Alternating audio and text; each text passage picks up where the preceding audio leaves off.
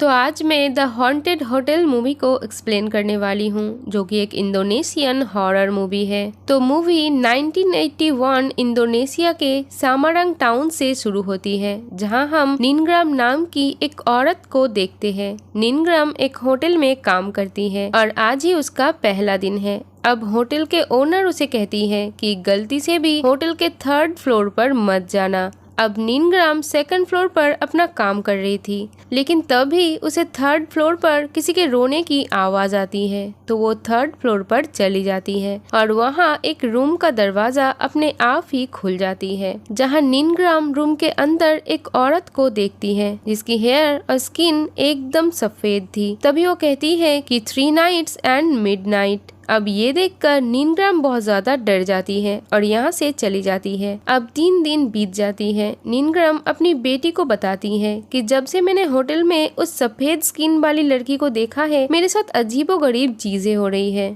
मेरे आंटी ने अपनी जान ले ली, हमारी कैट भी मर गई और मुझे ये सब ठीक नहीं लग रहा है। तो उसकी बेटी कहती है कि मॉम, ऐसा कुछ नहीं है, ये बस आपका वहम है। आपकी आंटी तो कितने टाइम से मेंटल हॉस्पिटल में एडमिट थी, उनके दिमागी हालात ठीक नहीं थी। पागलपन की वजह से उन्होंने अपनी जान ले ली और कैट का भी एज बहुत ज्यादा हो गई थी, इसलिए वो मर गई। आप चिंता मत कीजिए, आप सोने से पहले प्रेयर करके सो जाइएगा। अब निनग्राम प्रेयर कर लेती है, लेकिन तभी वो व्हाइट स्किन वाली लड़की मिरर से निकलती है और उसके पीछे आ जाती है। अब जब निनग्राम पीछे मुड़ता है तो वो गायब हो जाती है। निनग्राम सोने चली जाती है तो वो आत्मा उसे मार डालती है। निनग्राम की बेटी अपनी मॉम की चिल्लाने की आवाज सुनकर वहाँ आती है तो वो देखती है उसके मॉम के बॉडी से स्किन को नोच लिया गया था, जो कि बहुत ज्यादा डरावना था। अब हमें 3 दिन बाद का सीन दिखाया जाता है।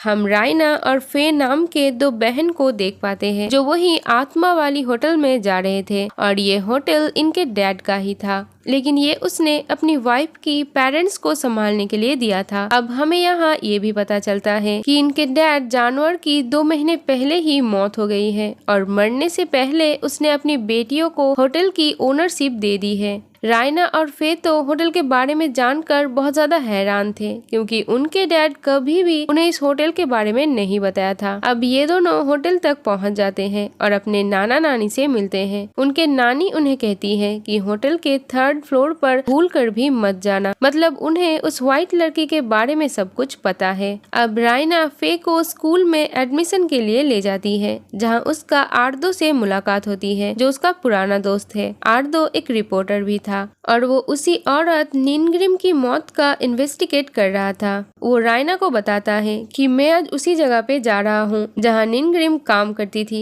ताकि मुझे कोई सबूत मिल सके। रायना होटल का नाम सुनकर चौंक जाती है, क्योंकि वो तो उनका ही होटल था, लेकिन निनग्राम के मौत के बारे में उनकी नानी ने उन्हें कुछ भी नहीं बताया था। अब आर्दो रायना के साथ होटल में आता है, जहाँ रायना उसके नाना नानी से पूछती है कि उन्होंने इसके बारे में उसे कुछ क्यों नहीं बताया। तो वो कहती है कि हम तुम्हें डराना नहीं चाहते थे। अब आर्दो भी इसी होटल में रहने के लिए एक रूम ले लेता है। अब रात में रायना को 3rd फ्लोर पर रोने की आवाज आती है। जब वो उस फ्लोर के आखिरी कमरे में जाती है तो उसे वहाँ वही औरत दिखती है, जो उसे वही बात कहती है कि 3 दिन और आधी रात। रायना ये देखकर दरवाजा बंद करके वहाँ से चली जाती है। नेक्स्ट डे उसे कार के विंडो पर 1 लिखा हुआ दिखता है, मतलब आज पहला दिन है और 3 दिन बाद और आधी रात को रायना की मौत हो जाएगी। इधर फे को भी वही आत्मा दिखता है और यहाँ हमें पता चलता है कि रायना के 3rd फ्लोर पर जाने से पहले ही फे उस फ्लोर पर गई थी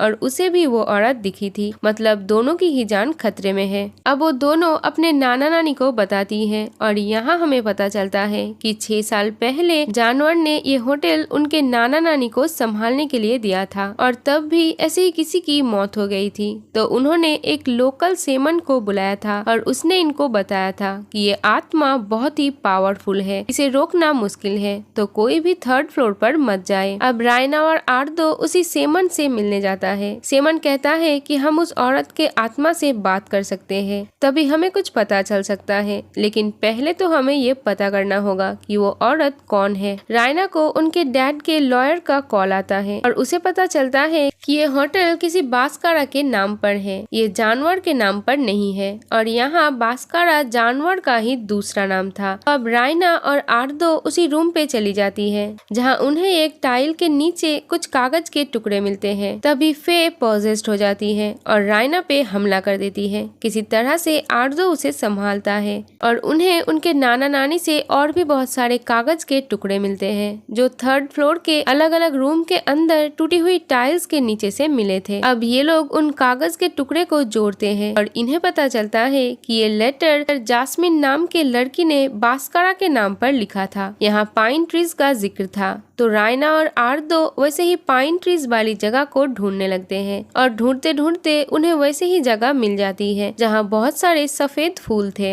यहाँ से ये लोग एक लड़के से बात करता है जहाँ इन्हें पता चलता है कि उस लड़के के गांव में ऐसे ही सफेद फूल खिलते हैं। अब ये दोनों उस लड़के के गांव में जाते हैं जहाँ ये जास्मिन नाम के लड़के के बारे में पता करने की कोशिश करते हैं। अब जैसे ही वो गांव के हेड को व्हाइट लड़की के बारे में बताती है तो हेड ये सुनकर उन्हें यहाँ से निकाल देते हैं। वो कहता है कि मैं कुछ नहीं जानता। अब बाहर बहुत ज्यादा बारिश हो रही थी तो वो लड़का जो इन्हें यहाँ लाया था वो आज रात इन्हें यहाँ रुकने के लिए कहता है। अब इनके पास बस एक दिन का ही टाइम होता है। रायना बहुत ज्यादा उदास हो जाती है क्योंकि उन्हें यहाँ कोई भी सबूत नहीं मिला। अब ये लोग उस गांव के हेड के वाइफ से बात करते हैं तो उन्हें यहाँ पता चलता है कि जास्मिन तो इनकी ही बेटी थी और उसका नाम मैनोअर था। उसे एल्बिनो नाम की बीमारी थी जिसमें पूरा शरीर और हेयर सफेद हो जाती है और इससे सभी बच्चे उसे चिढ़ाते थे और उसके डैड भी उसे मारते थे क्योंकि वो ऐसी थी और उसके डैड गांव के हेड थे तो उन्हें बहुत ज्यादा शर्मिंदगी झेलनी पड़ती थी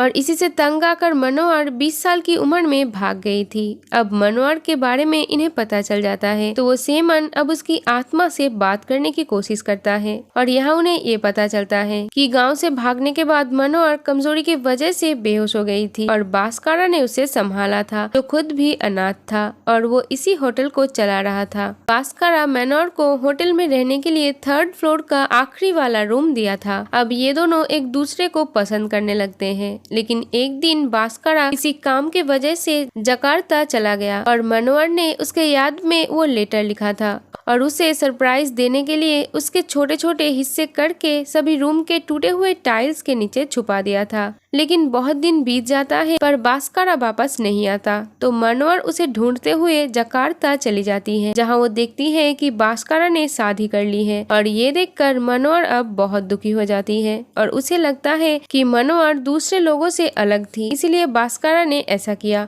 मनोहर अब उसी रूम में एक चाकू से अपने बॉडी के स्किन को निकालने लगी। ये उसने 3 दिन तक किया था और फिर 3rd डे के आधी रात को उसकी मौत हो गई। सेमन रायना से कहता है कि जब तक मनोहर बास्कारा को माफ नहीं करेगा उसकी आत्मा शांत नहीं होगी। अब तभी मनोहर के आत्मा सेमन को मार डालती है। रायना ये सब जान के अपने डैड से बहुत गुस्सा हो जाती है। अब यहाँ फे को एक डायरी मिलती है जहाँ एक रिंग भी थी। डायरी को पढ़ने के बाद इन्हें पता चलता है कि बास्कारा उस दिन मनोहर के लिए रिंग लाने ही जकार्ता गया था ताकि वो उससे शादी कर सके, लेकिन जकार्ता में उसका एक्सीडेंट हो गया था और इससे बास्कारा की याददाश्त चला गया था और जिन लोगों के वजह से एक्सीडेंट हुआ था उन्होंने उसे अडॉप्ट कर लिया था और उसका नाम जानवर रख दिया था और उन्होंने उसकी शादी भी करवा दी थी। लेकिन कुछ टाइम बाद बास्कारा को सब कुछ याद आ गया था और वो होटल वापस आया था और उसे यहाँ मनोहर की लाश मिली थी तो उसने उसकी डेड बॉडी को होटल के नीचे टनल में दफना दिया था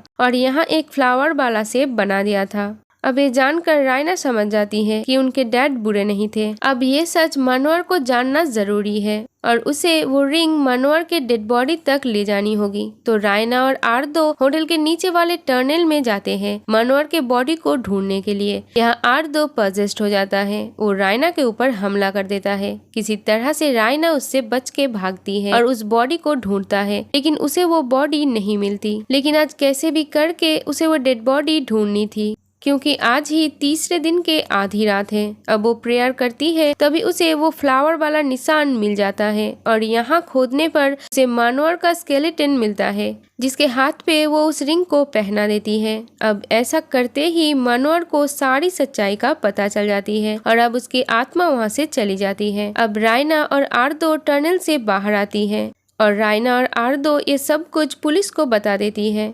अब आर्दो रायना को शादी के लिए प्रपोज करता है। रायना मान जाती है। अब रात में आर्दो फोन पे रायना से बात कर रहा था, लेकिन तभी यहाँ हम मनोहर के आत्मा को देखते हैं जो मिरर से बाहर आती है और अभी 12 बज रहे थे। मनोहर आर्दो के बॉडी से उसके स्किन को निकाल देती है और उसे मार डालती है। नेक्स्ट डे जब रायना यहाँ आती है तो वो आर्दो की ऐसी हालत देखकर बहुत डर जाती है। उन्हें तो लग रहा था कि सब कुछ ठीक हो गया है, लेकिन अभी भी कुछ ठीक नहीं हुआ था। पुलिस आके आर्दो के लाश को ले जाते हैं। रायना अपने बहन से पूछती है कि मनोहर ने आर्दो को क्यों मारा और हमें क्यों छोड़ दिया। हम देखते हैं यहाँ फे पॉजेस्ड थी, उसके ऊपर मनोहर की आत्मा थी। वो रायना से कहती है कि मैंने तुम दोनों को इसीलिए नहीं मारा क्योंकि तुम बास्कारा की बेटियां हो, लेकिन मुझे अभी भी उन सब से बदला लेना है जिन्होंने मुझे ऐसा दिखने पर मेंटली टॉर्चर किया है। ये कहकर मनोहर की आत्मा चली जाती है। हम देखते हैं रायना और फे इस होटल को सेल पे देकर यहाँ से चली जाती है। अब हम 2 पुलिस ऑफिसर को देखते हैं जो इन्वेस्टिगेशन करते हुए होटल के उसी रूम में पहुंच जाते हैं जहां उन्हें मनोहर की आत्मा दिखाई देती है। वो वही कहती है कि 3 दिन और आधी रात।